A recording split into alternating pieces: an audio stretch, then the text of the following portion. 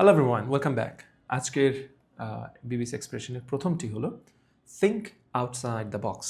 Think outside the box, এটা হয়তো অনেকেই শুনেওছেন ইতিমধ্যে, অনেক ব্যবহার হয়।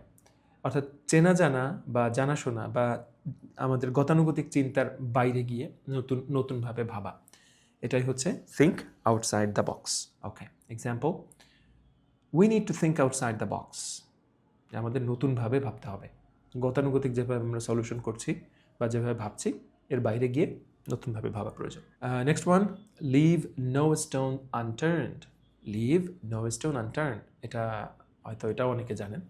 অর্থাৎ সব রকম চেষ্টা করা, চেষ্টার ত্রুটি না রাখা, কিছুই বাদ না দেওয়া। Example, police left no stone unturned.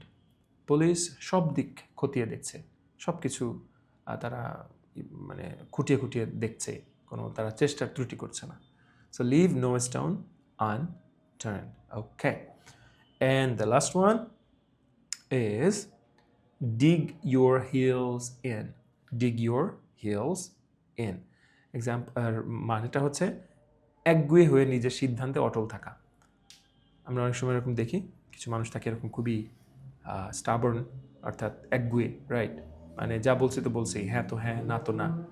তো এই বিষয়টাকে বোঝানো হচ্ছে যে এই ধরনের মানুষকে, যে ডিগ ইউর হিলস ইন। এক্সাম্পল দেখি, যে হি ডাগ হিজ হিলস ইন, সে একগুঁয়ে মানে সে অটল থাকলো তার সিদ্ধান্তে, অ্যান্ড রিফিউজ করে দিল।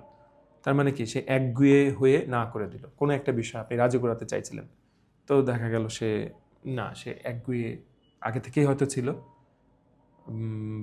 বা ওই স্পেসিফিক কোনো কারণে সে একগুঁয়েমি দেখাচ্ছে, কিন্তু সে পরবর্তীতে রাজিও হলো না। তো আপনি বলছেন, oh I told him 100 times, but he dug his heels in and refused.